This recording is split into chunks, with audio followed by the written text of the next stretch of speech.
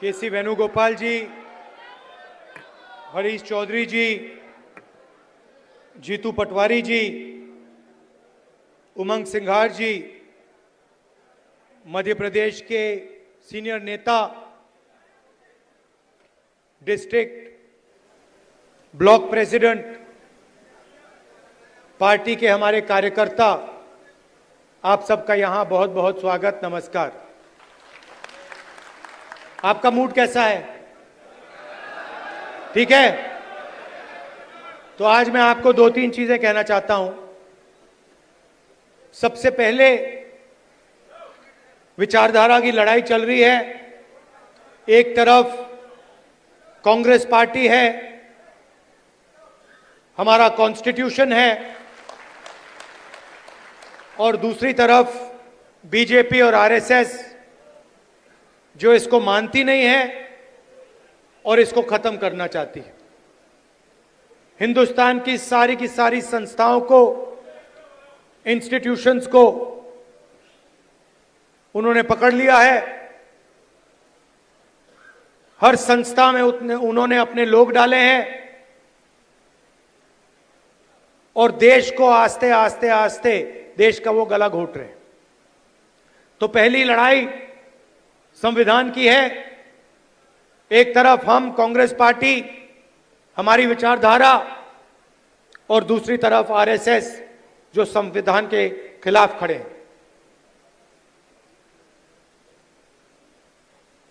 दूसरी लड़ाई सामाजिक न्याय की।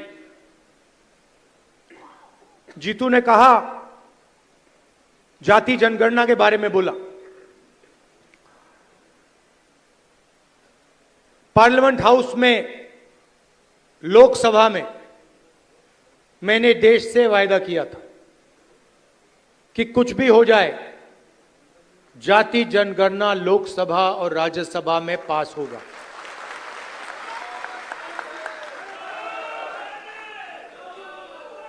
ये बीजेपी आरएसएस वालों को अब मैं अच्छी तरह जानता हूं।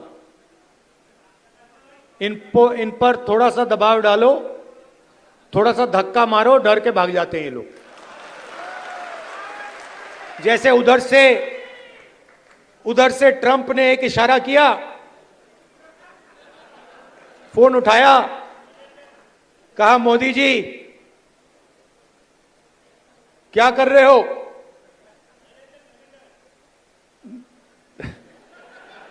नरेंद्र सरेंडर,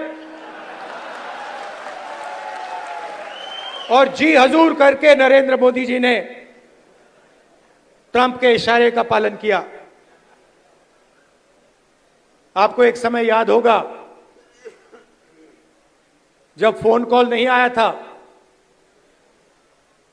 7th फ्लीट आई थी, 71 की लड़ाई में 7th फ्लीट आई थी, हथियार आए थे, एयरक्राफ्ट कैरियर आया था। इंदिरा गांधी जी ने कहा मुझे कुछ जो करना है मैं करूंगी।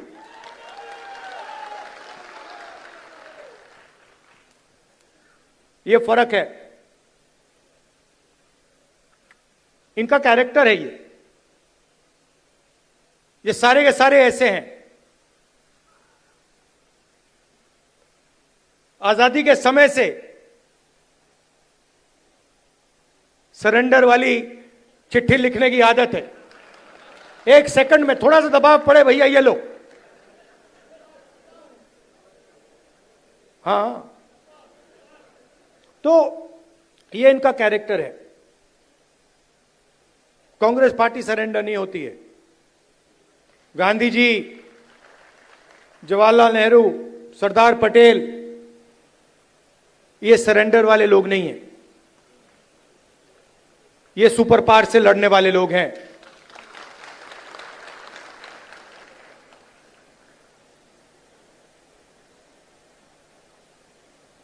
तो जाति जनगणना की बात मैंने कहा, देखिए आपको जो करना है करो। हम सामाजिक न्याय की लड़ाई लड़ेंगे और जाति जनगणना को हम लोकसभा में पास करेंगे। मोदी जी पहले कहते थे कोई जात नहीं है, फिर सिर्फ 4 जात हैं, चुनाव के समय वो ओबीसी बन जाते हैं। गडकरी जी ने कहा, मोहन भगवत ने बयान दिए,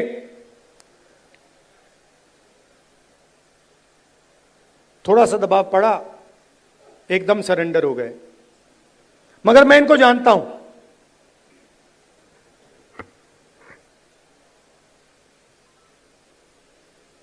जैसे इन्होंने महिला आरक्षण का काम किया था, वो 10 साल बाद वाला,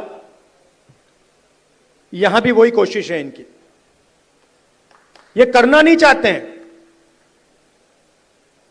ये दबाव में आकर बोल गए हैं, मगर ये करना नहीं चाहते हैं, क्योंकि ये इस देश में न्याय नहीं चाहते हैं।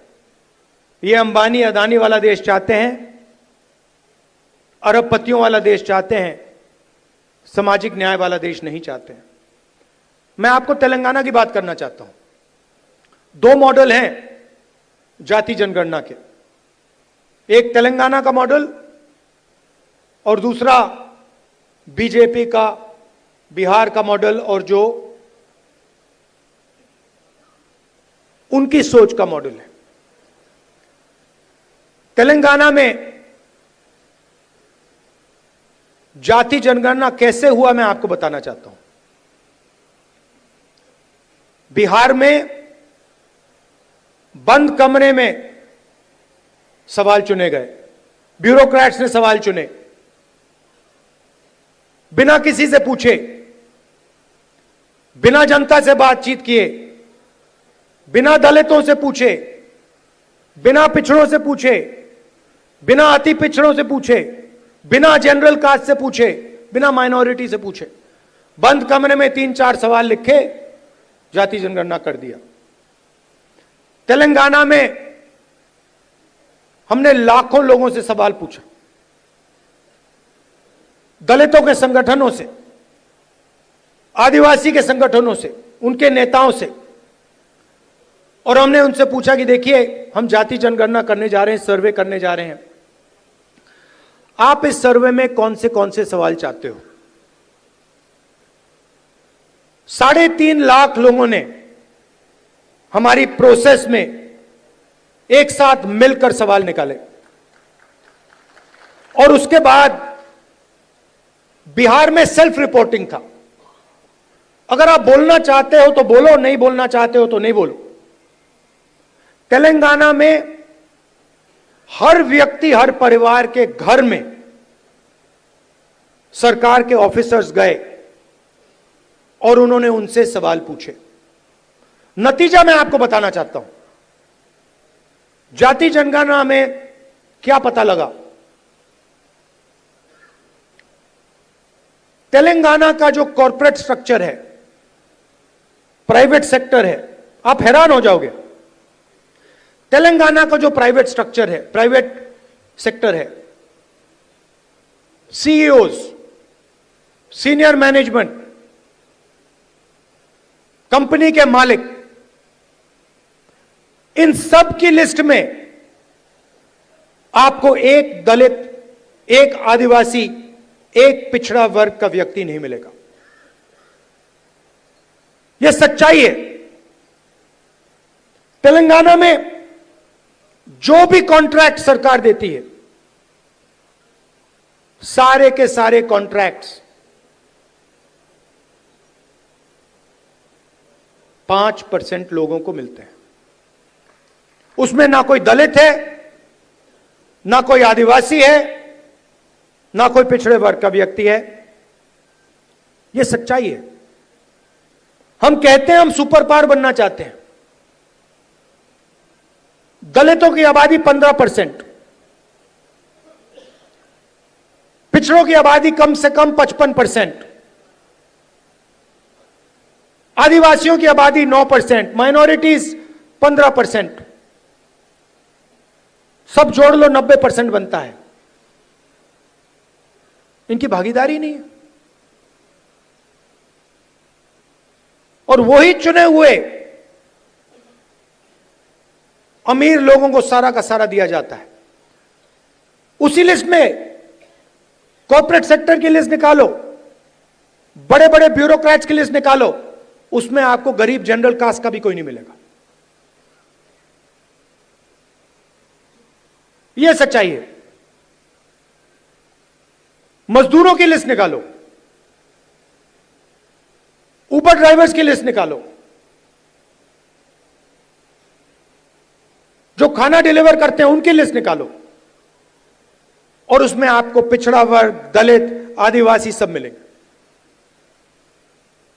दो हिंदुस्तान बन रहे हैं, एक 90% का और दूसरा चुने हुए लोगों का 5-7% का। बड़ी बड़ी बातें होती हैं सुपर पावर बनेंगे, ऐसे कोई सुपर पावर नहीं बनता है। जब तक हम हर हिंदुस्तानी की शक्ति का नहीं प्रयोग करेंगे तो ये देश सुपर पावर छोड़ो आगे नहीं जा सकता है। यह सच्चाई है। जो भी सपने देखने देख लो, कभी नहीं हो सकता। हिंदुस्तान जब ही आगे बढ़ता है जब इस देश की पूरी शक्ति का प्रयोग होता है, जब सब लोगों को लगता है कि हमारी भी भागीदारी है, हमारा भी भविष्य है, हम भी आगे जा सकते हैं। आप मीडिया देखो, पूरी लिस्ट निकाली मैंने, मालिकों की लिस्ट, रिपोर्टर्स की लिस्ट, एंकर्स की लिस्ट। मुझे दलित एंकर का नाम बता दो, मुझे पिछड़े वर्ग के एंकर का नाम बता दो, मुझे आदिवासी एंकर का नाम बता दो, नेशनल मीडिया में बता दो कौन है, मुझे बता दो। जुडिशियल सिस्टम में जाओ, वहां आपको 90% नहीं मिलेंगे। मीडिया में आपको अंबानी जी की शादी दिख जाएगी, डांस गाना दिखेगा, मगर किसान भूखा मर जाए, मजदूर मर जाए, कभी नहीं दिखाई देगा। और पूरा का पूरा धन 2-3 लोगों के हाथ में जा रहा है।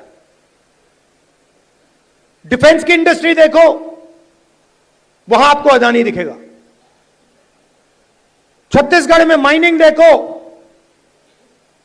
वहां आपको अदानी मिलेगा। अदानी की सड़कों पे चलो, इंफ्रास्ट्रक्चर भी उसका, सीमेंट भी उसका, और कोई है ही नहीं। मतलब इन 2-3 लोगों को छोड़कर ऐसा लगता है कि इस देश में कोई बिजनेस वाला रहा ही नहीं। उधर अमेरिका में केस लगा हुआ है अदानी के खिलाफ, मगर हिंदुस्तान में जो भी ये करना चाहता है कर सकता है। क्यों? नरेंद्र मोदी का दोस्त है।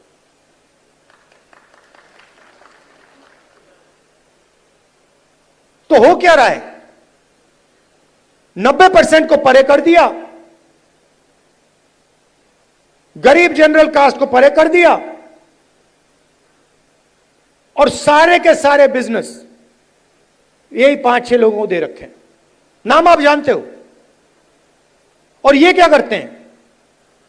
आप मुझे बताओ, अदानी बनाता क्या है? अदानी पूरा का पूरा चाइना का माल हिंदुस्तान में बेचता है।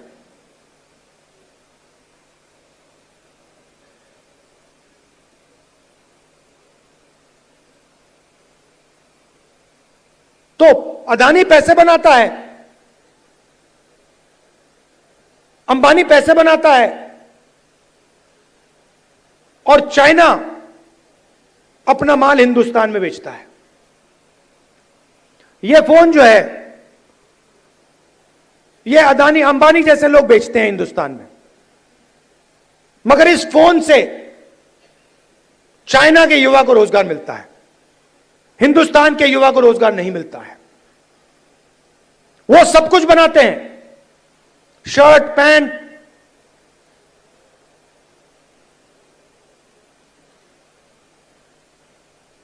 मोबाइल फोन, सोलर पैनल, और यहां पे बेरोजगारी फैलती जा रही है, फैलती जा रही है। जहां भी देखो, आप किसी भी युवा से पूछो, भैया क्या करते हो? कुछ नहीं करते हैं। क्या काम करते हो? नहीं, कुछ नहीं करते हैं।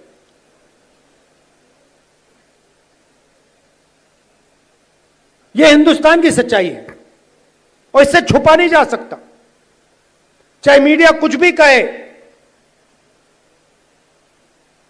देश की सच्चाई है कि इस देश के युवाओं को रोजगार नहीं मिल सकता और इस देश के युवाओं का कोई भविष्य नहीं है। अगर आपको बिजनेस चलाना है हिंदुस्तान में, या आपका नाम अदानी हो या अंबानी हो, नहीं तो आपके लिए डिमोनेटाइजेशन, गलत जीएसटी,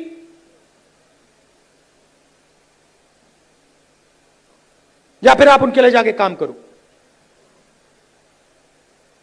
जाति जनगणना पूरे देश को दिखा देगा इस देश में किस प्रकार से अन्याय हो रहा है, किसको फायदा मिल रहा है, किसको नहीं मिल रहा है। किसी को चोट लगती है, आपका कभी फ्रैक्चर हुआ है? फ्रैक्चर हुआ है, डॉक्टर ने आपको सबसे पहले क्या बोला? सबसे पहले बोला देखो भैया दिखा दो, एक्सरे करा दो। आपने उनसे कहा नहीं मैं नहीं कराऊंगा एक्सरे। अगर आप कहते मैं नहीं कराऊंगा तो डॉक्टर आपको क्या कहता?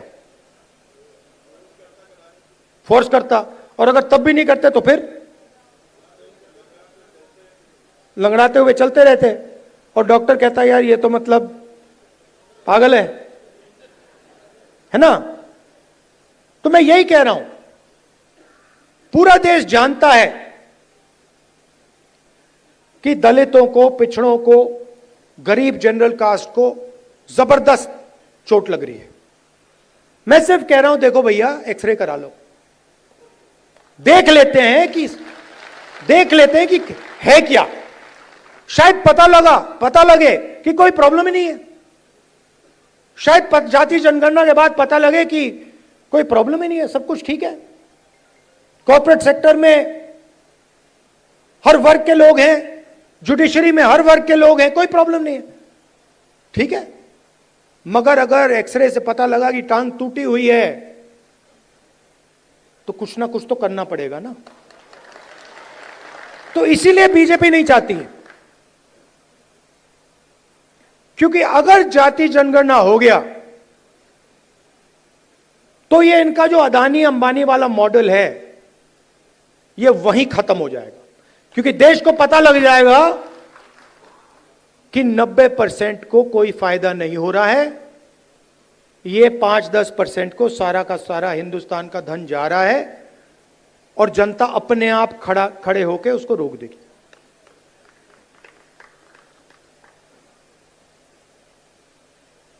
यह लड़ाई चल रही है। और तेलंगाना मॉडल जो है वो जाति जनगणना करने का सही मॉडल है। तो हम जो चाहते हैं, जो जाति जनगणना होगा, चाहे मोदी करे या कांग्रेस पार्टी करे, वो तेलंगाना मॉडल वाला जाति जनगणना होगा। थोड़ी सी मध्य प्रदेश की बात करता हूं। देखिए यहां पे इस स्टेट में कांग्रेस की जो विचारधारा है, कांग्रेस के जो कार्यकर्ता हैं, कांग्रेस की विचारधारा के जो लीडर्स हैं, उनकी कोई कमी नहीं है। यह भरा पड़ा हुआ है। इसी कमरे में बीजेपी को हराने का टैलेंट बैठा हुआ है।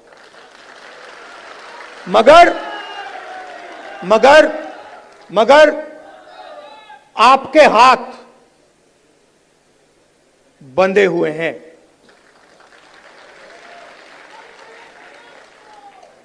बंधे क्यों हैं? क्योंकि आपकी आवाज कांग्रेस पार्टी के संगठन में ठीक से नहीं सुनाई देती है।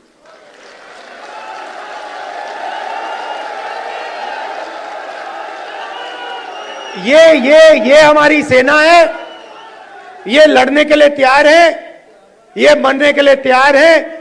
बीच में 2-3 लोग उल्टे सीधे बयान देते रहते हैं।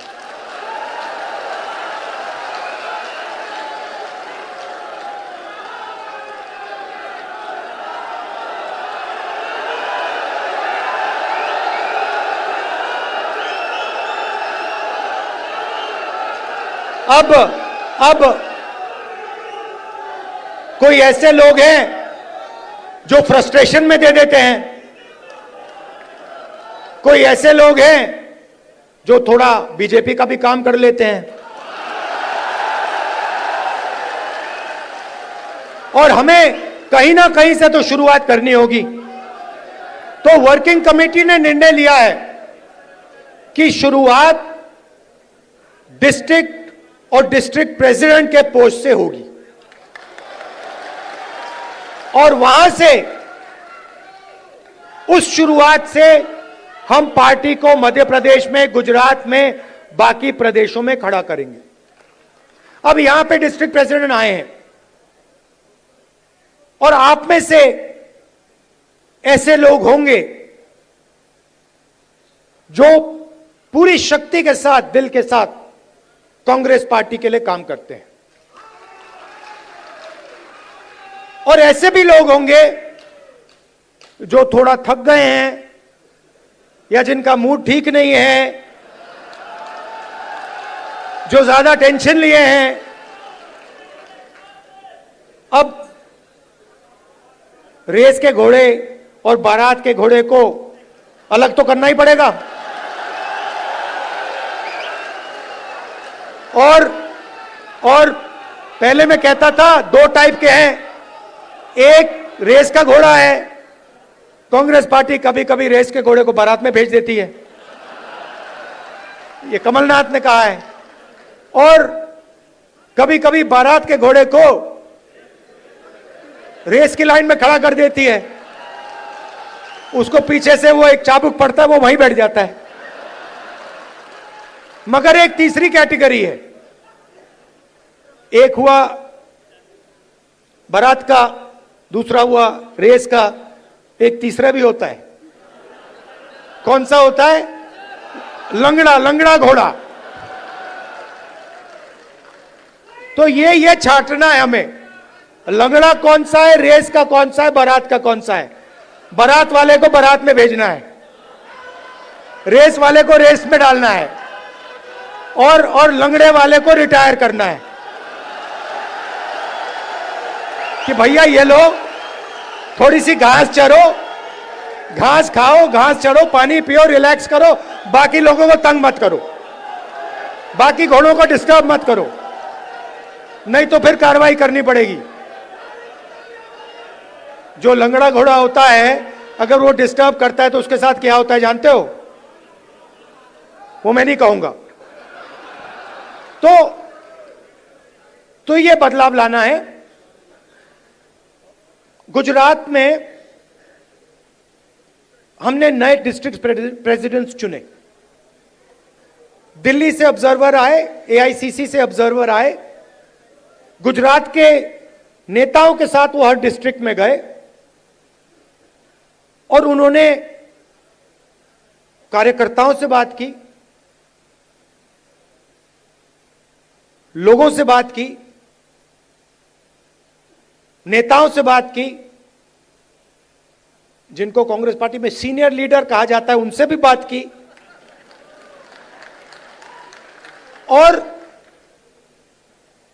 नाम चुनकर उन्होंने दिल्ली भेजे। मैं 2 लिस्ट देख रहा था, पुराने डिस्ट्रिक्ट प्रेसिडेंट्स, और मैं ये नहीं कह रहा हूं कि उसमें अच्छे लोग नहीं थे, और उनको फिर से डिस्ट्रिक्ट प्रेसिडेंट बनाया जा सकता है। तो हम किसी को कैंसिल नहीं कर रहे हैं।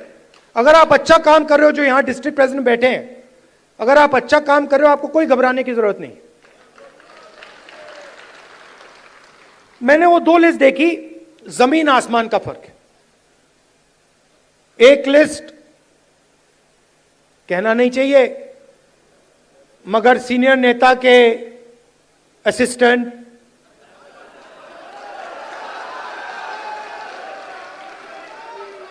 और दूसरी लिस्ट में पोटेंशियल फ्यूचर गुजरात की लीडरशिप। वही हम मध्य प्रदेश में करना चाहते हैं। और अगर हम ये नया बदलाव ला रहे हैं तो ये सिर्फ डिस्ट्रिक्ट लेवल पे नहीं रुक सकता है। ये एक कदम है। इसके बाद हम ब्लॉक और जो गांव तक का लेवल है, लोकल बॉडी का लेवल है, वहां भी जाएंगे। मगर मैं जो डिस्ट्रिक्ट प्रेसिडेंट बनेंगे, और सचमुच में इसी कमरे से बनेंगे, मैं आपको एक बात कहना चाहता हूं और आप अच्छी तरह सुनिए। जो लोग मध्य प्रदेश में कांग्रेस पार्टी के डिस्ट्रिक्ट प्रेसिडेंट्स बनेंगे, वो ही इस पार्टी को मध्य प्रदेश में भविष्य में चलाएंगे। कैसे? जो नया डिस्ट्रिक्ट प्रेसिडेंट बनेगा वो पुराना डिस्ट्रिक्ट प्रेसिडेंट जैसा नहीं होगा। फर्क क्या होगा मैं आपको सिंपल तरीके से बता दूंगा। नए डिस्ट्रिक्ट प्रेसिडेंट को हम ऑब्जेक्टिव तरीके से नापेंगे। वोट बढ़ रहे हैं, हां या ना? लोकल बॉडी के चुनाव में, एमएलए के चुनाव में, एमपी के चुनाव में वोट बढ़े या घटे, हां या ना? दूसरा, डिस्ट्रिक्ट में जब कांग्रेस पार्टी की विचारधारा पर आक्रमण होता है, किसी दलित को, आदिवासी को, पिछड़े वर्ग को, गरीब जनरल कास्ट को, महिला को मारा जाता है, पीटा जाता है, दबाया जाता है, माइनॉरिटी को मारा जाता है, पीटा जाता है, दबाया जाता है, कांग्रेस पार्टी क्या वहां खड़ी मिली या नहीं मिली? और तीसरा, न्यू जनरेशन लीडरशिप, चाहे वो पार्टी के अंदर हो या पार्टी के बाहर, क्या उन लोगों को डिस्ट्रिक्ट में बढ़ावा दिया जा रहा है? क्या डिस्ट्रिक्ट प्रेसिडेंट और वर्कर के बीच में अच्छा संबंध है? क्या डिस्ट्रिक्ट प्रेसिडेंट सबको एक साथ लेकर आगे चल रहा है या अपनी ही राजनीति कर रहा है? ये उसकी जिम्मेदारियां हैं। मगर जिम्मेदारी बिना पावर नहीं दी जा सकती है। मैंने आपको जिम्मेदारी दे दी, मैंने आपको माइक दे दिया, और ये जो कांग्रेस पार्टी में हम करते रहते हैं, इसका कोई मतलब नहीं। तो अगर हम आपको माइक दे रहे हैं तो उसमें कम से कम 440 का करंट होना चाहिए। और 440 का करंट हम कैसे देंगे? जो हमारा डिस्ट्रिक्ट प्रेसिडेंट होगा उसकी आवाज लोकल बॉडी के कैंडिडेट्स को चुनने में, एमएलए के कैंडिडेट्स को चुनने में और लोकसभा के कैंडिडेट्स को चुनने में सुनाई देगी। अगर कोई सोचता है कि वो डिस्ट्रिक्ट प्रेसिडेंट को अलग कर दे और वो कांग्रेस पार्टी में आगे बढ़ेगा, तो वो आज के बाद गलतफहमी में है। तो हम 55 लीडर चाहते हैं मध्य प्रदेश के लिए। मध्य प्रदेश के भविष्य के लिए हम 55 लीडर को चुनना चाहते हैं। ये हमारे ऑब्जर्वर्स का काम है। और उसके बाद जैसे मैंने कहा, ब्लॉक का काम शुरू होगा, पंचायत लेवल का काम होगा, वार्ड लेवल का काम शुरू होगा। मगर यह एक बहुत गहरा कदम लिया जा रहा है। मैं जानता हूं कि आप लोग कांग्रेस पार्टी को आगे बढ़ाना चाहते हो। और मैं जानता हूं कि आपको कितना फ्रस्ट्रेट किया जाता है। मैं यहां आपको यह बताने आया हूं कि मैं आपके साथ खड़ा हूं और जो भी कांग्रेस पार्टी की विचारधारा की रक्षा करेगा, जो भी कांग्रेस पार्टी को मध्य प्रदेश में बढ़ाने की कोशिश करेगा, उसके साथ मैं खड़ा मिलूंगा।